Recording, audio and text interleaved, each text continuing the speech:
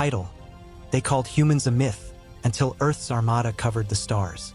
At 2:13 station time, listening officer Varric heard a signal that should not exist. Came from beyond the mapped edge. Not from a ship. Not from a colony. Not from any known relay. Just 3 clean pulses. Then silence. Varric sat alone inside observation post K-91, a narrow metal station built on the cold side of the Velrian border. Around him, screens glowed pale blue. Outside the glass, the stars looked still and harmless. He had spent 9 years listening to space. Most signals were simple: trade codes, military scans, lost mining drones, old emergency beacons repeating until their power died. But this one was different. It did not ask for help. It did not give coordinates.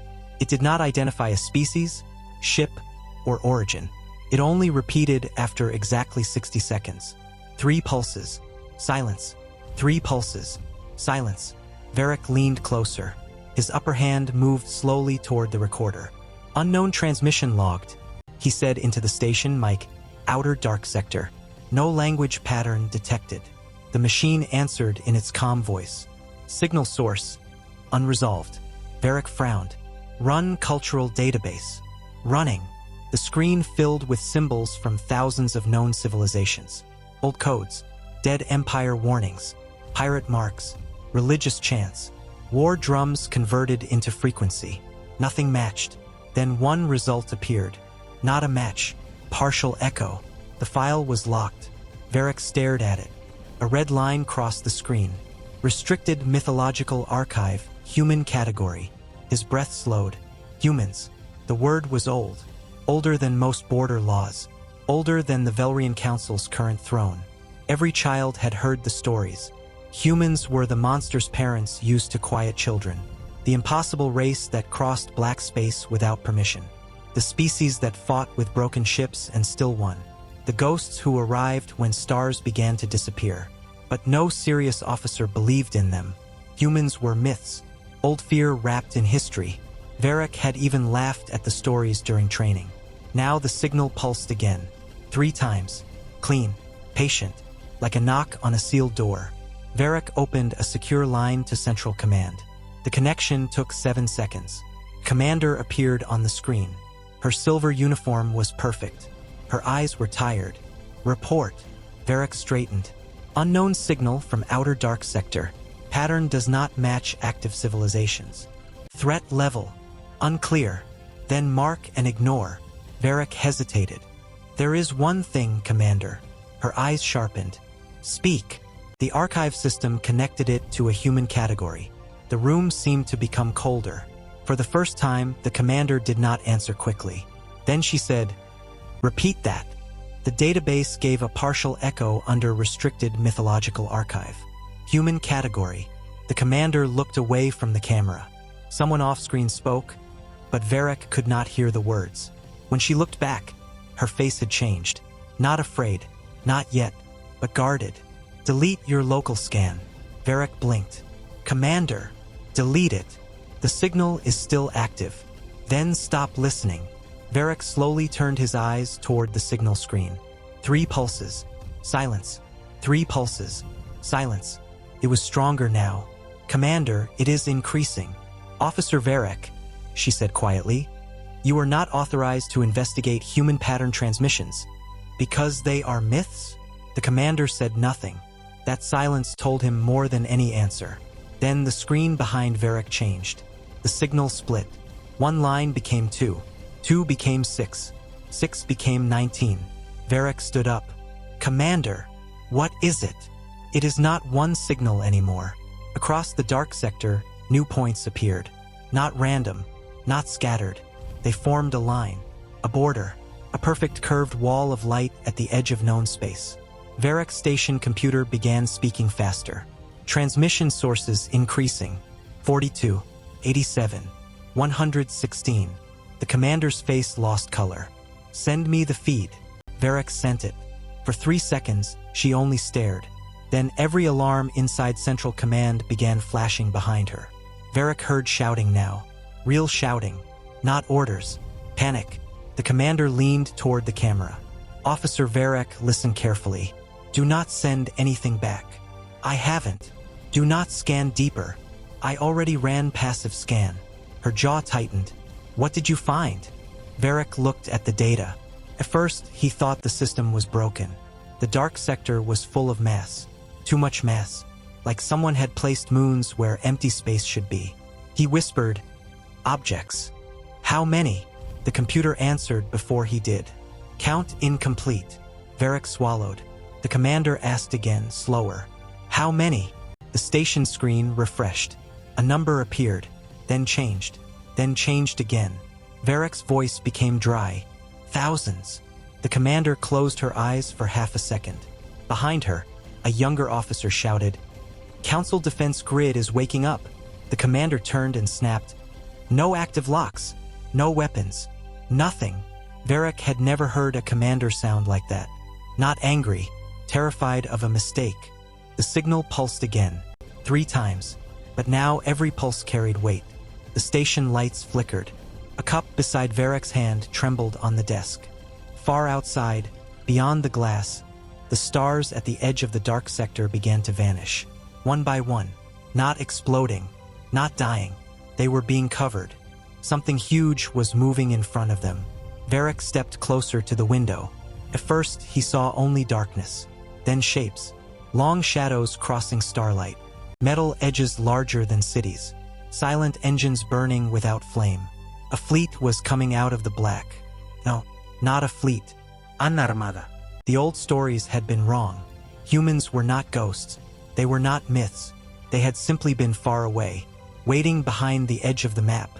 Varric's recorder was still running. His voice shook when he spoke. Visual contact confirmed. The commander whispered, "Describe them." Varric tried. He truly tried, but the words felt too small. The first ship was so large it made distance meaningless. Its hull was dark, almost black, with thin white markings along its side. It moved slowly, not because it was weak, but because nothing in known space could force it to hurry. Behind it came more, rows of warships, carriers, dreadnoughts, vessels with shapes no Velrian engineer would design because they looked too heavy to move. And still they moved, silent, steady, covering the stars. Then the signal changed.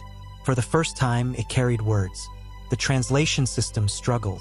Symbols broke across the screen. Old language models failed. Then a simple message appeared. "Do not cross the line." Varric stared. The commander read it too. Her voice was barely above a whisper. "That is not a greeting." "No," Varric said. The signal repeated. "Do not cross the line." Then below it, a second line appeared. "This war is not yours." Varric felt his skin tighten. "What war?" No one answered, because on the long-range display, something else had appeared behind Velrian space. Not human, not Velrian. A moving cloud of red signatures. Fast, hungry, uncountable. The commander saw it too. Her face changed again. Now she understood. The humans were not coming for them. They were coming because of something behind them. Something the Velrians had not even seen. The Armada was not an invasion. It was a wall. Varric looked back at the window. The stars were gone now. In their place stood Earth's hidden Armada, silent as judgment. And for the first time in his life, Varric understood why old civilizations had turned humans into myth. Not because humans were fake, because the truth was too large to survive as history. So it became a story, a warning, a name whispered in fear. Then the human signal pulsed one final time. 3 clean beats, and every Velrian weapon system across the border shut itself down. For 3 seconds, no one inside Velrian space spoke. Every defense cannon along the border went silent. Every targeting ring vanished.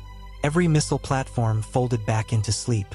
Varric stood near the glass of observation post K-91 and watched the impossible happen. The Velrian border, one of the most armed lines in the civilized galaxy, had been turned off like a child's toy. Not destroyed, not hacked with noise, simply ordered to sleep.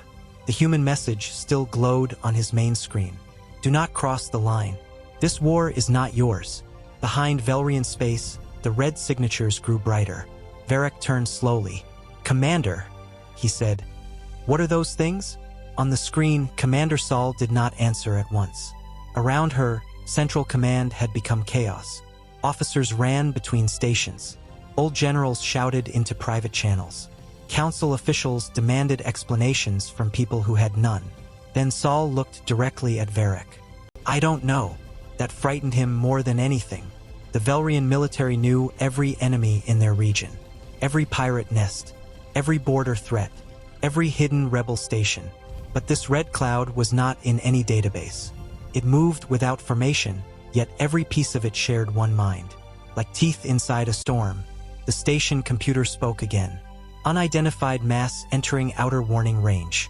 Biological heat pattern detected. Metallic structure detected. Energy signature unstable. Varric felt cold spread through his chest. Biological ships?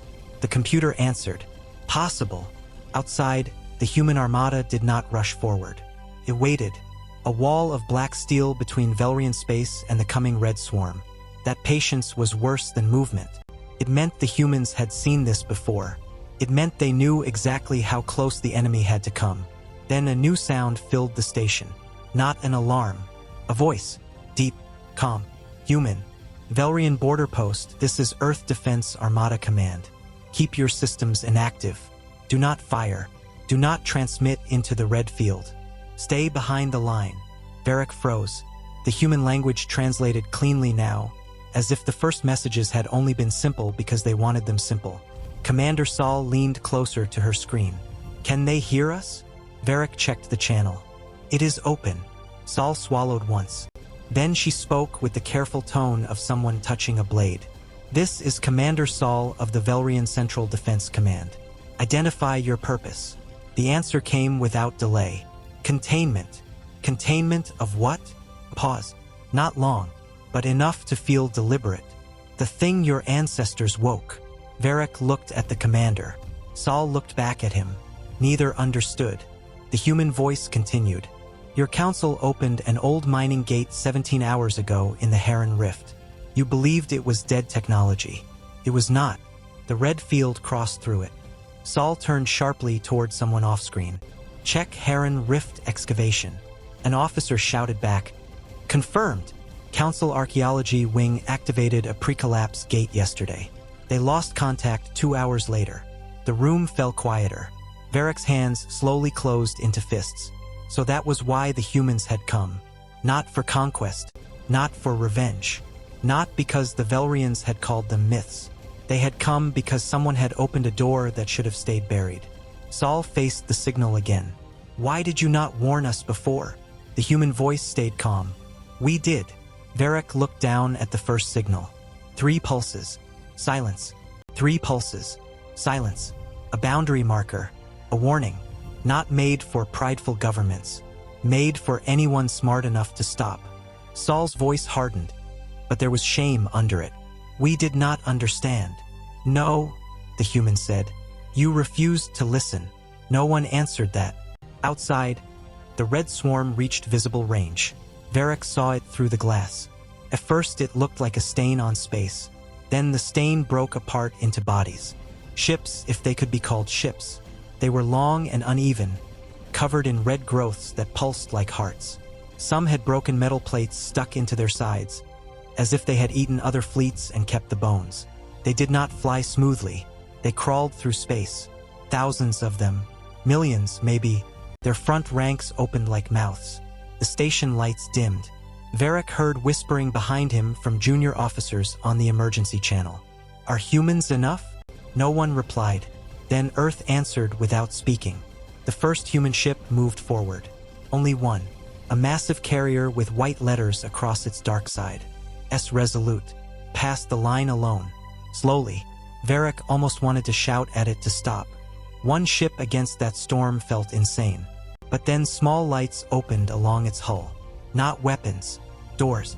From inside the carrier, thousands of tiny craft poured out. Fighters. Drones. Shield vessels. Rescue pods. They spread with clean purpose, forming layers.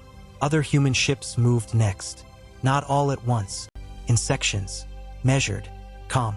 As if this was not a battle but a practice duty. The red swarm screamed across the radio.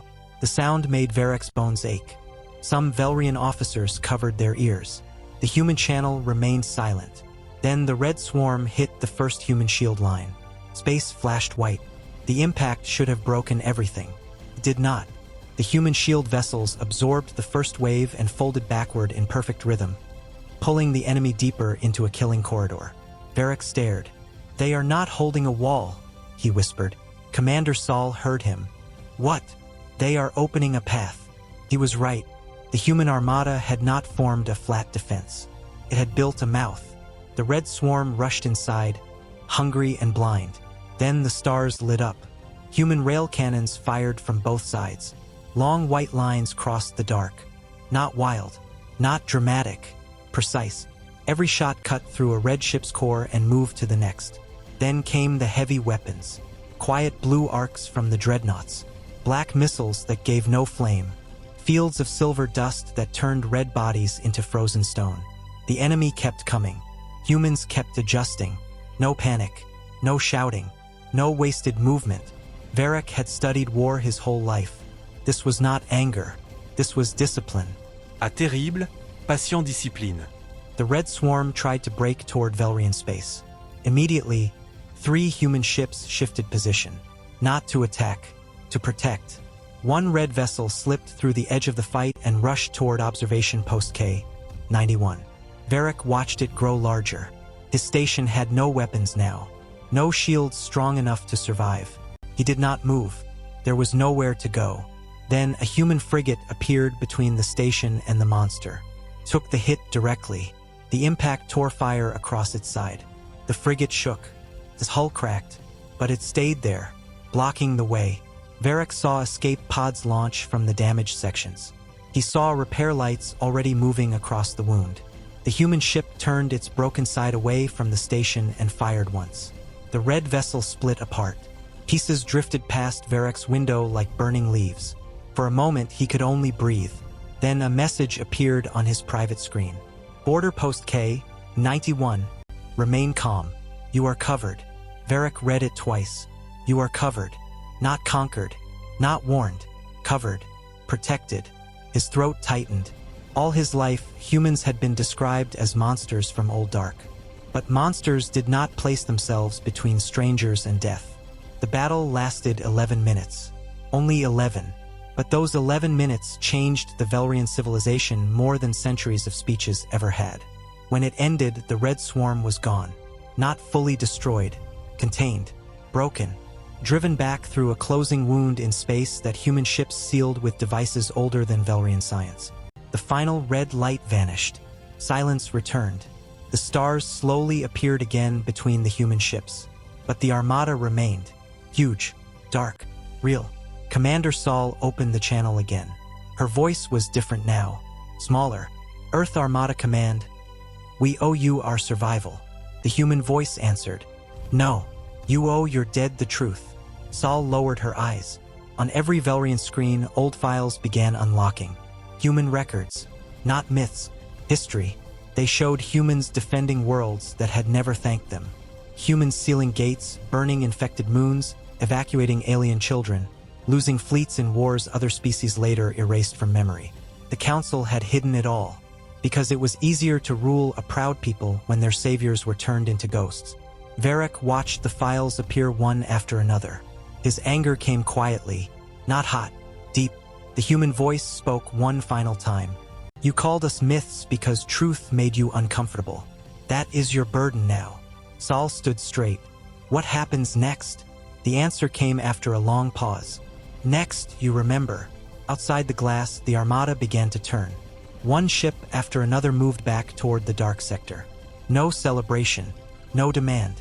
No flag planted over Velrian worlds. They had arrived like a warning. They left like a duty completed. Varric stepped closer to the window. The damaged human frigate passed near the station. Its side was burned open, yet its lights still glowed. On its hull he saw a name. S. Mercy. He would remember that name for the rest of his life. The first signal pulsed again. 3 clean beats. But now Varric understood it. It was not a threat. It was a question. Will you listen this time? Behind him, Commander Saul gave a quiet order to all Velrian channels. Broadcast the human archive. All of it. No edits. An officer hesitated. The council will object. Saul looked at the human ships fading into the dark. Let them. Varric sat back at his desk. His cup was still trembling slightly from the battle. He placed one hand on it until it became still. Then he opened a new record file. For the first time in Velrian history, a military officer wrote the truth in plain words. Humans were never myths. He looked out as the last ship disappeared beyond the edge of the map. Then he added one final line. They were the reason we survived long enough to call them that. The human armada vanished, but the fear did not. For 1 full hour, Velrian space stayed silent. No ships moved. No council order came. No officer dared to restart the border weapons. Varric remained inside observation post K-91, staring at the empty dark where the human ships had disappeared. The stars were visible again. Small, cold, normal, but they did not feel normal anymore. A few minutes ago, those stars had been hidden behind Earth's armada. A thing so large and quiet that it made every Velrian defense plan look childish. Varric looked down at his desk. His cup had stopped shaking. His hands had not. On the main screen, the unlocked human archive continued to open. One file after another. Old wars, lost colonies, sealed gates, dead worlds, human rescue fleets, human grave markers. The truth was not simple. Humans had not only saved others, they had also paid for it. There were images of broken human ships drifting near unknown planets. Names of captains who never returned. Messages sent to families that no one could deliver. Children evacuated from burning alien cities while human soldiers held the last doors shut. Varric read in silence. His chest felt heavy. All his life, the Velrian schools had taught one thing. Humans were myths, dangerous stories, old fear. But the archive showed something else. Humans had been present at every disaster the council later called natural collapse. They had arrived when others ran. They had fought things no one wanted to name. Then, after victory, the surviving governments erased them. Not because humans demanded power, because humans reminded them of weakness. Commander Saul appeared on the screen again. Her uniform was no longer perfect. A dark burn mark crossed one sleeve. Her voice was tired. Officer Varric. Yes, Commander. The Council has ordered us to stop the archive broadcast. Varric looked at her. And Saul's face stayed calm. I refused. For the first time that day, Varric almost smiled. Almost. What happens now? They are sending security forces to Central Command. Varric stood straighter. To arrest you? Most likely. Behind her, officers kept working. None of them looked ready to obey the Council anymore. Saul leaned closer. Before they cut my access, I need you to do something. Varric felt the weight in her voice. What? Send the archive beyond military channels, civilian nets, education servers, religious libraries, merchant relays, everything. Varric stared. That is treason. No, Saul said quietly. Hiding survival was treason. Varric looked back at the files. A human medic carrying an alien child through smoke. A human battleship placing itself between a colony moon and a red swarm. A final message from a human commander. Hold the line until the children are clear. Varric sat down. His fingers moved across the controls. One channel opened, then 10, then hundreds. The truth left K-91 like light breaking through a sealed room. Across Velrian worlds, people began to see what had been hidden. Students stopped in classrooms. Pilots froze inside docking bays. Old priests watched the human names appear beside their oldest prayers. Mothers saw footage of human soldiers protecting children from species they had never met. The myth was becoming history again, and history was becoming anger. Then a new alert flashed. Incoming council priority override. Varric's screen turned gold. The face of High Counselor Therin appeared. Old, sharp, furious. Officer Varric, you will stop this illegal broadcast immediately. Varric did not stand. He did not salute. He only looked at the man who had helped bury the truth. Why did you hide them? Therin's eyes narrowed. You are speaking to your council. I asked why. Therin leaned forward. Because civilizations need confidence. They cannot build futures while worshipping saviors. Varek's voice stayed low. So you turned saviors into monsters. We protected unity. No, Varek said. You protected pride. For a moment, Durin said nothing. Then his expression hardened. You have no idea what humans are. Varek glanced toward the dark window. I saw what they are. You saw what they wanted you to see. The words made Varek pause. Durin noticed. His voice became quieter. Do you think they came only because they are kind? Humans do not guard the dark for charity. They guard it because they know what waits there. And because once, long ago, they almost became worse than the things they fight. Varek did not answer. The archive kept spreading. The run continued. Humanity survived by becoming necessary. That is their power. That is why everyone fears them. Not because they destroy. Because one day, every civilization discovers it cannot survive without them. The screen flickered. Security forces were entering Central Command. Varek could hear shouting from Saul's side. Saul turned away and gave orders. Then she looked back at Varek. Keep transmitting. The Gold Council screen cut out. So did Saul's feed. For a few seconds, Varek was alone again. Then the station lights dimmed. A small ship had entered near K-91. Not Velrian. Human. Varek's breath caught. The ship was not large. A narrow courier vessel, dark gray, with no weapons visible. It moved close to the station and stopped. A message appeared. Permission to dock. Varek hesitated, then opened the bay. The human entered alone. Not a giant. Not a monster. A woman in a dark flight suit stepped through the station door. Her hair was tied back. Her face looked tired in a very ordinary way. That made her more real than the Armada ever had. Varek stood. You are human. She looked around the station, then at him. Yes. Her voice was calm. I am Captain Mara Ellison, Earth Defense Armada Liaison. Varek did not know what to say. All the stories had prepared him for terror. None had prepared him for a tired soldier with dust on her boots. Mara placed a small device on his desk. What is that? A complete record. Not the council version. Not even the Velrian archive. Ours.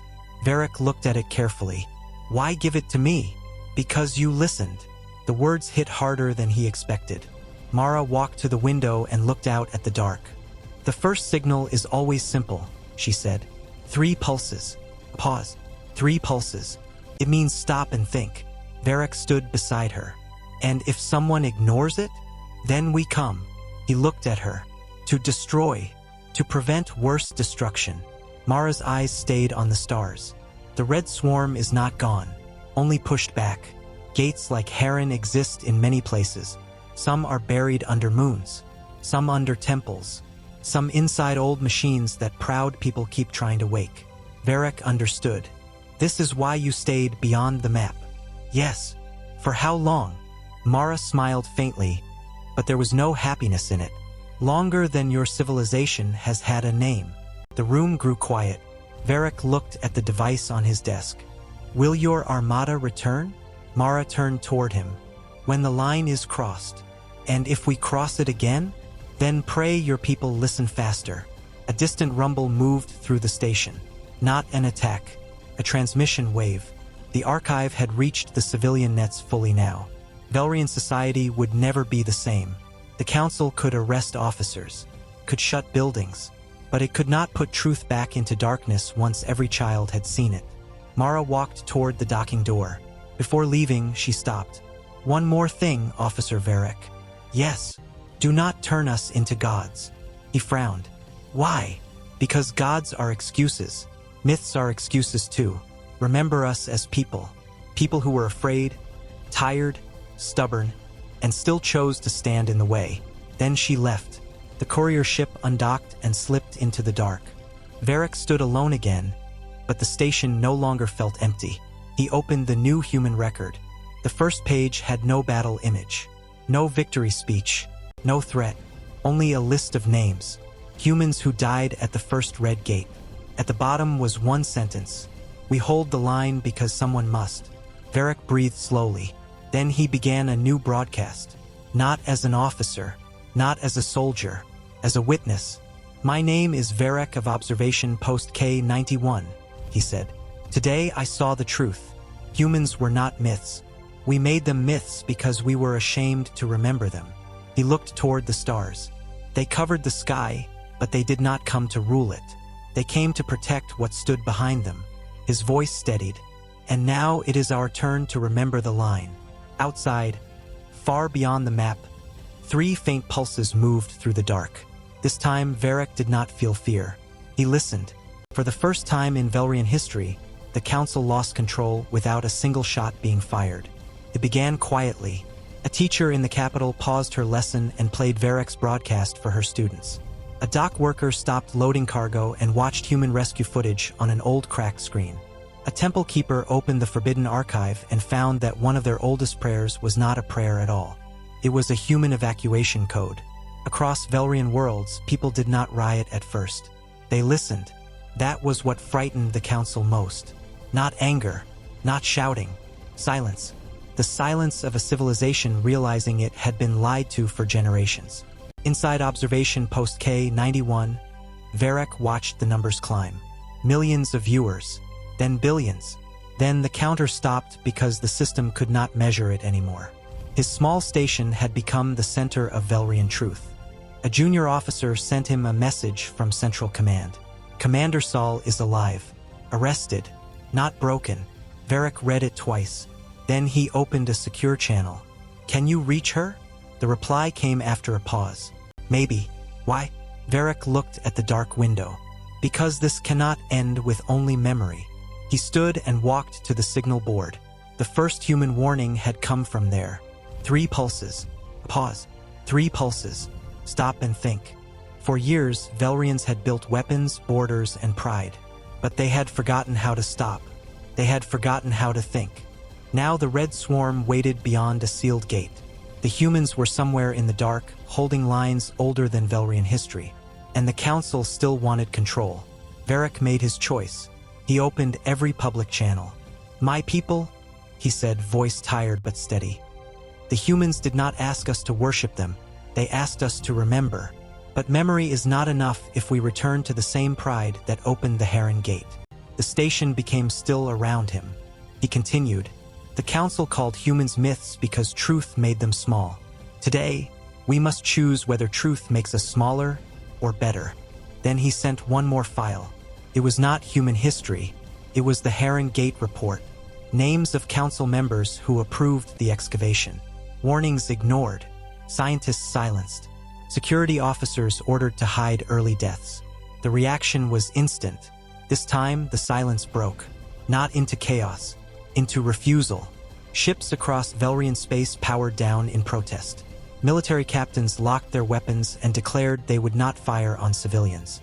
Universities opened their archives. Border colonies raised one simple message on every screen. We will listen. High Counselor Theren appeared again, but his face no longer carried power, carried fear.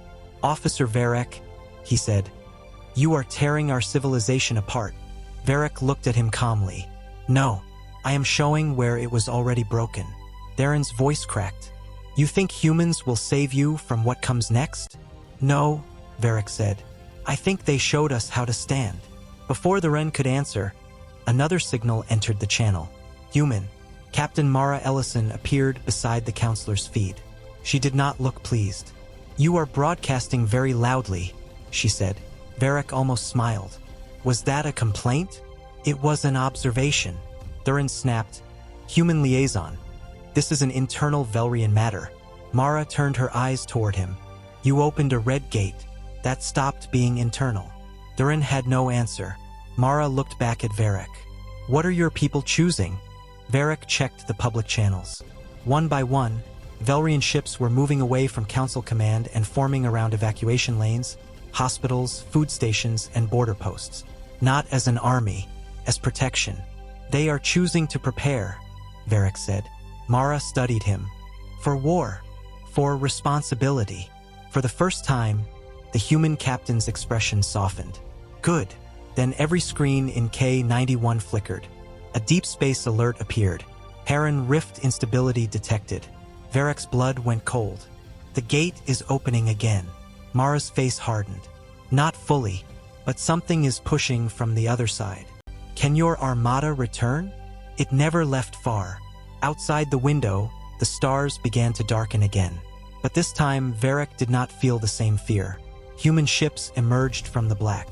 Huge, silent, steady. Yet they were fewer than before. Mara spoke quietly. The main armada is holding 3 other gates. We can help, but this front cannot be carried by Earth alone. Varric understood the meaning.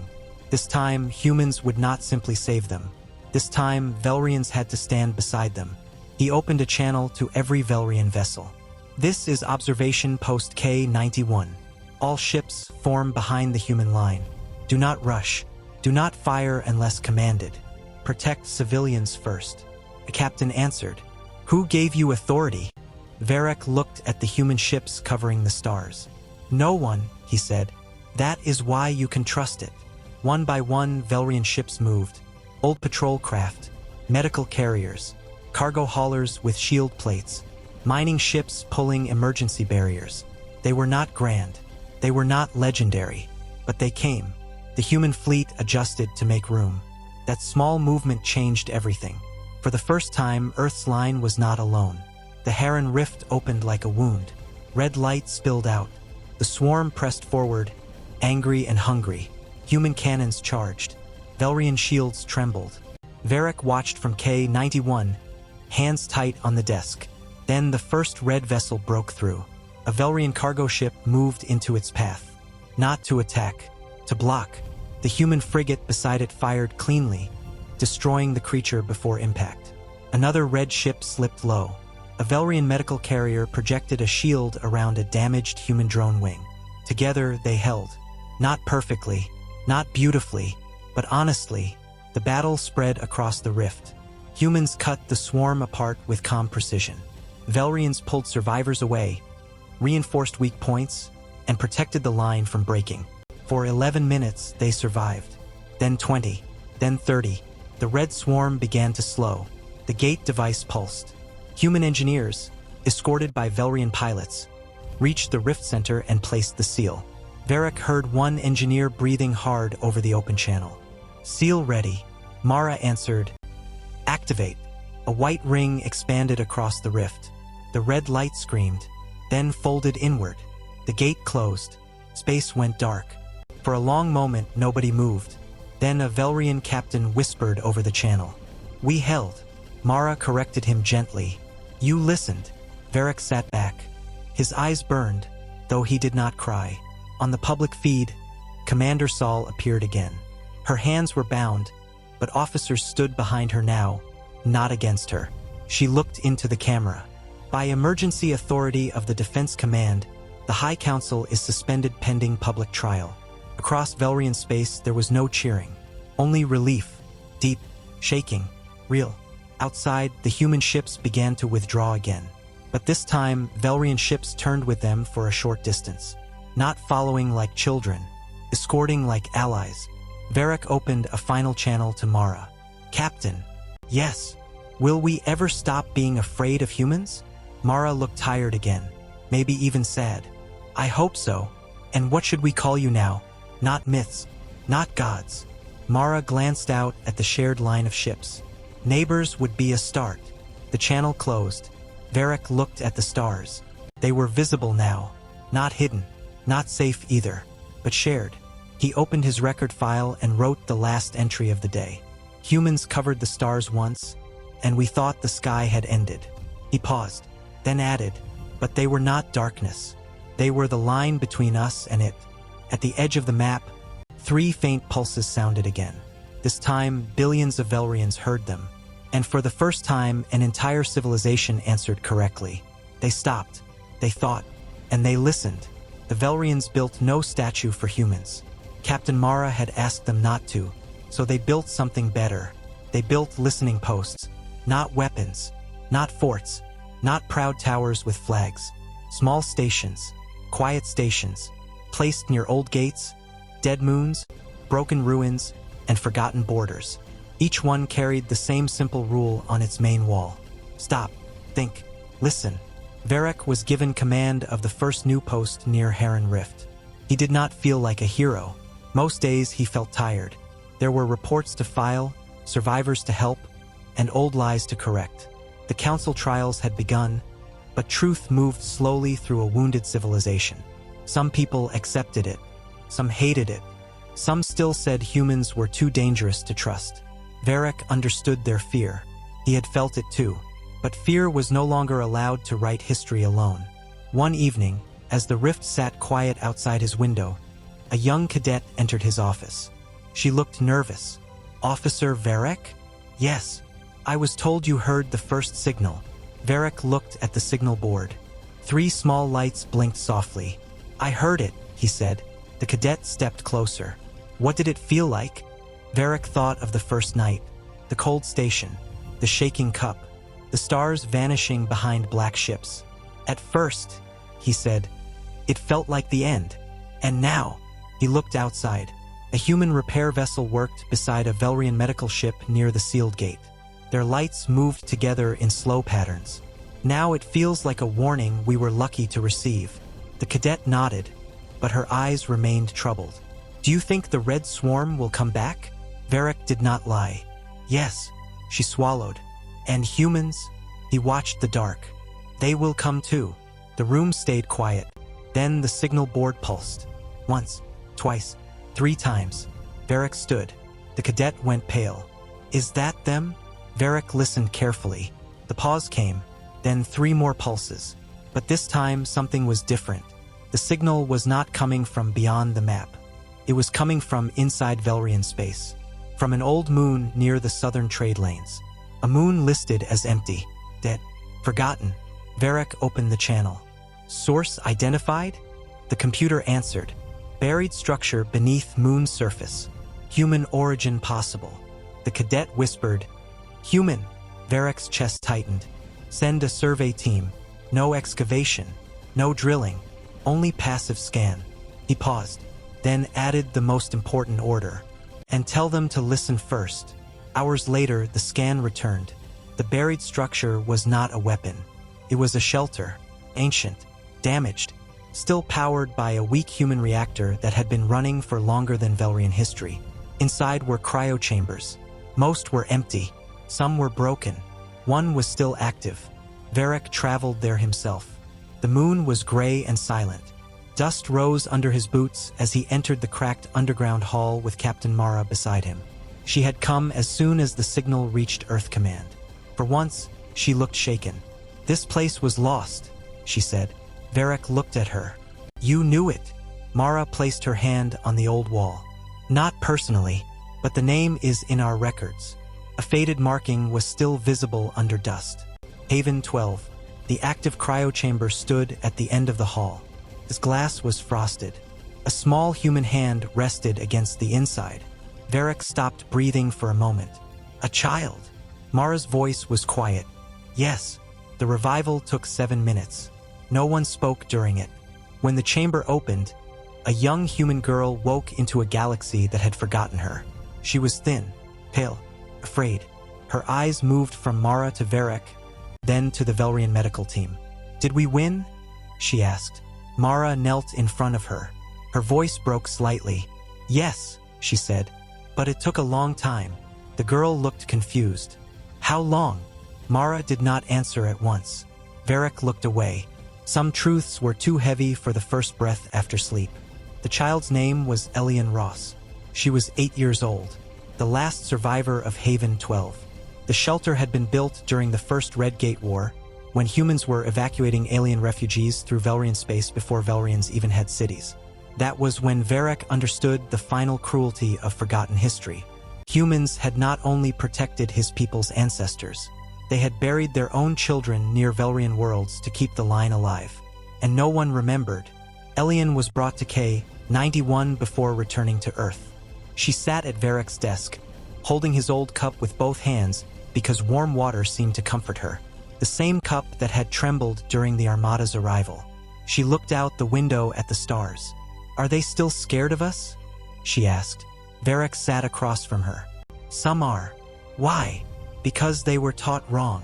Elian thought about that. Then she said, "Can they learn right?" Varric felt something in his chest soften. "Yes," he said. "I think they can." Before leaving, Elian recorded a message for Velrian children. Not a speech, just a small voice from an old war. My name is Elian. I was sleeping for a long time. My family guarded a door so bad things would not come through. Please do not open old doors without asking why they were closed. The message spread faster than any military archive. Children understood what leaders had not. Warnings were not insults. Boundaries were not threats. Some doors were closed by people who died keeping others alive. Months passed. The Velrian schools changed their history lessons. Not perfectly, but honestly. Humans were no longer called myths. They were not called gods either. They were called witnesses of the dark. And beside that title, teachers added a second line. They asked us to become witnesses too. Varric remained at the listening post. Every night he checked the signals. Most were ordinary. Trade ships, weather drones, medical transports.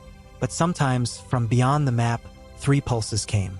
A human patrol, a quiet warning, a reminder that the dark was still there.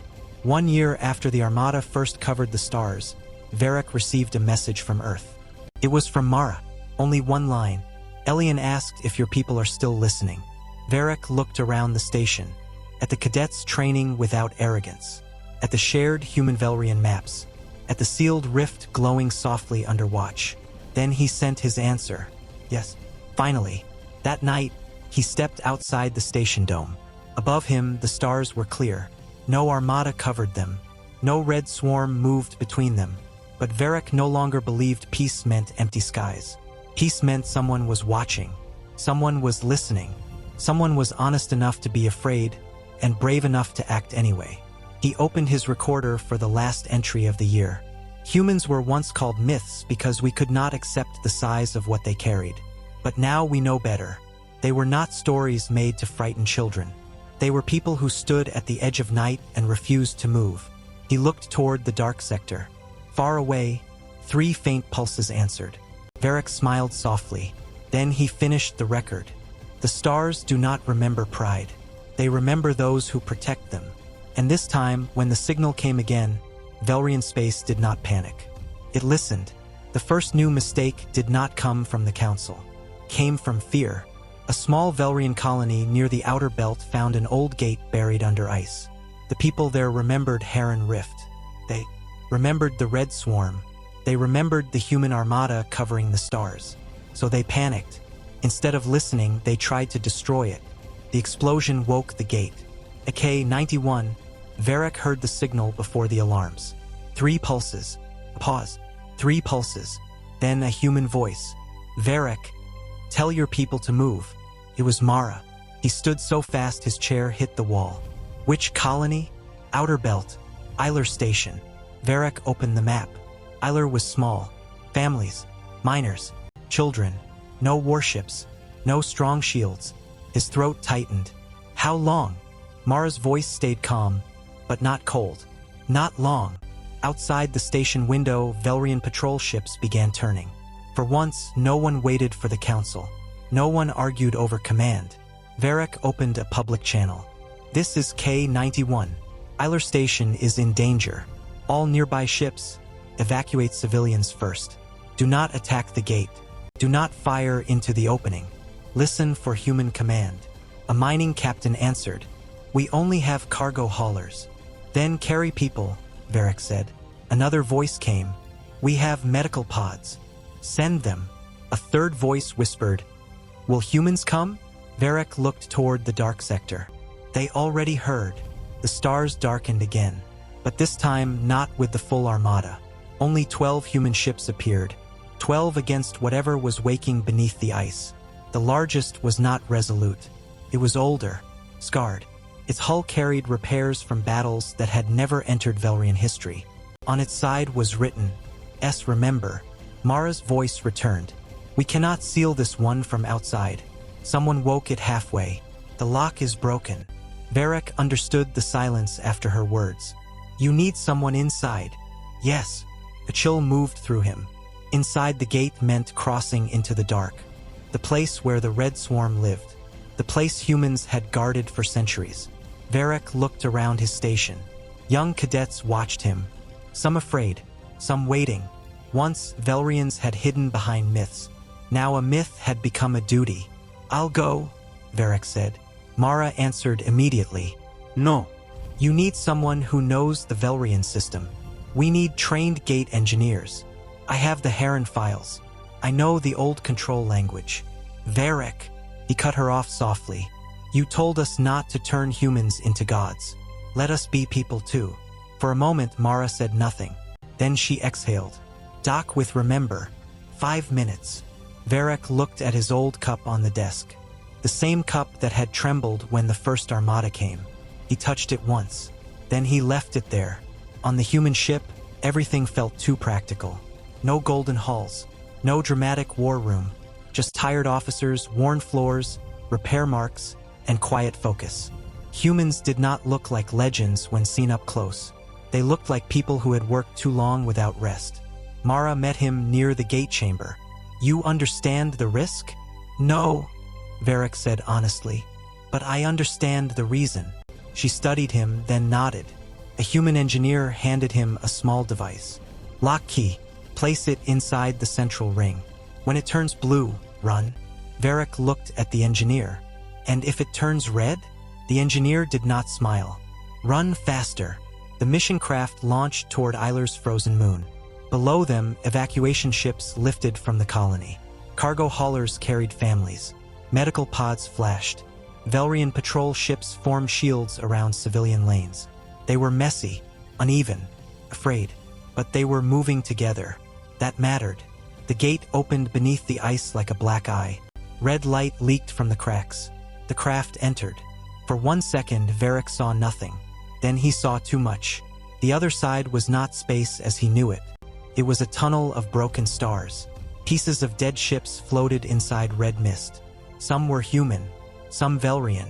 Some belonged to species he had no name for. The red swarm was there, far away, moving, not attacking yet, watching.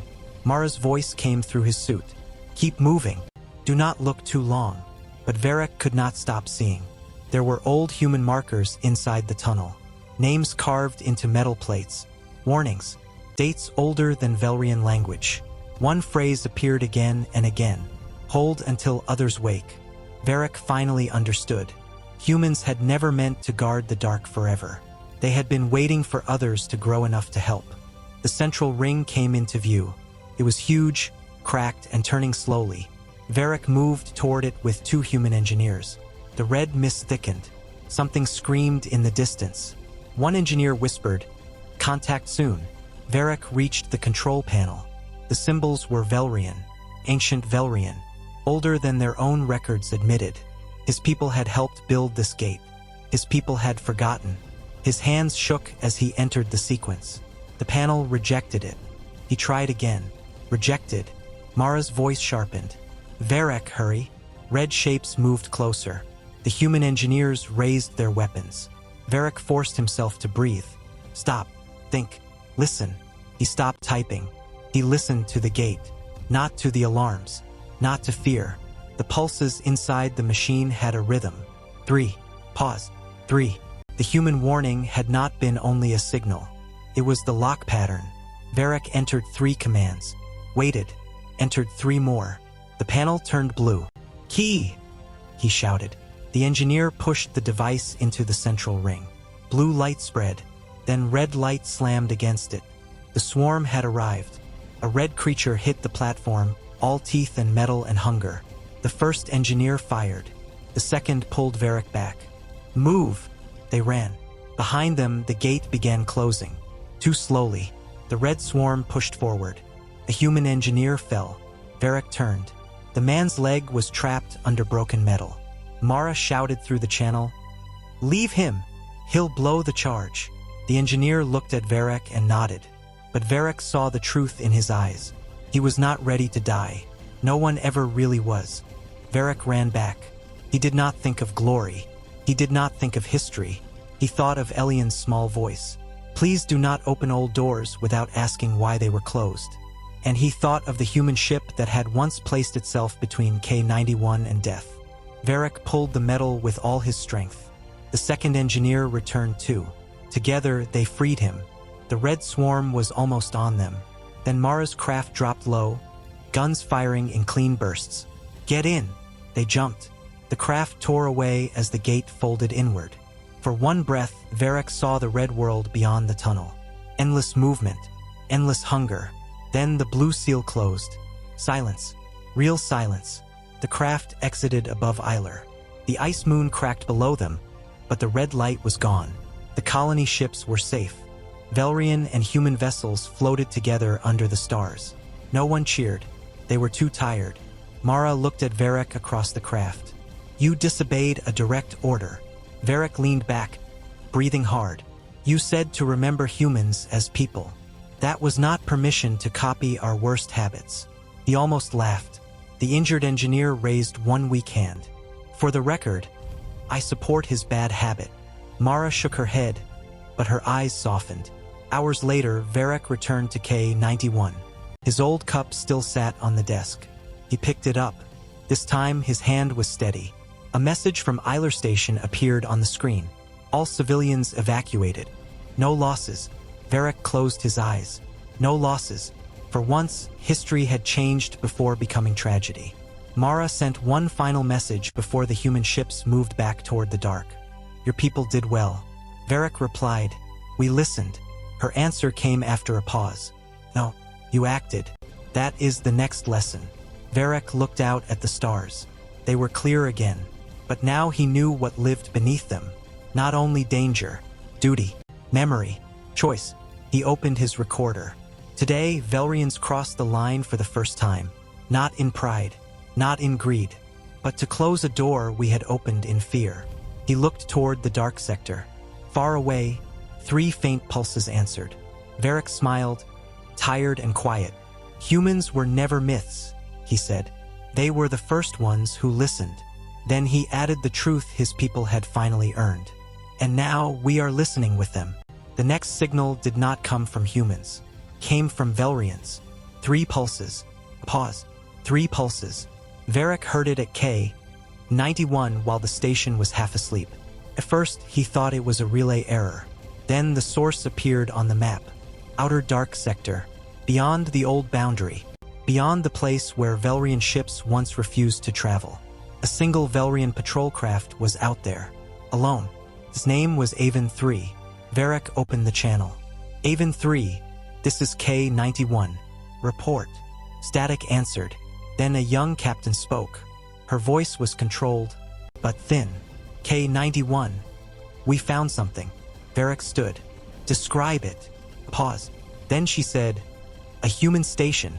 Mara was contacted within 1 minute. Her face appeared on Varric's screen, tired as always. "What kind of station?" Varric looked at the incoming scan. "Old, damaged, no active weapons, life support failing." Mara went still. "Name?" The scan cleared. Varric read the faded letters. "Earthwatch Post 9. For the first time since he had known her, Mara looked afraid. That post went silent 200 years ago. Varric understood. Humans had been holding lines for so long that even they had lost pieces of themselves in the dark. Avon 3 sent another message. "We are detecting life signs. Weak, human, and unknown." Mara leaned forward. "Do not enter." But the young Velrian captain answered quietly. "There are survivors." Mara's jaw tightened. "That station may be infected." Varric remembered the red swarm, the gates, the tunnels of broken stars. He understood the danger, but he also remembered the human frigate that had protected K-91, the child Elian waking from ice, the engineer he had pulled from death. Varric spoke carefully. "Captain, hold position. We are coming." Mara looked at him. "We?" Varric met her eyes. "This is not only your line anymore." No one argued after that. 3 Velrian ships and 2 human ships crossed into the outer dark together. There was no grand music. No proud speech, only quiet checks, sealed suits, and the soft sound of fear hidden under discipline. When they reached Earthwatch Post 9, Varric saw why Mara had gone silent. The station was not destroyed. It was scarred. Pieces of red growth clung to its lower hull, dead now but still horrible to see. Human repair patches covered old wounds. Lights blinked weakly through cracked panels. It looked like something that had refused to die for centuries. The rescue team entered through a broken docking ring. Inside, the air smelled metallic. Emergency lights painted the halls in dull red. Varric moved beside Mara. Human names were written on the walls, some carved, some painted, some scratched by shaking hands. Mara touched one of them.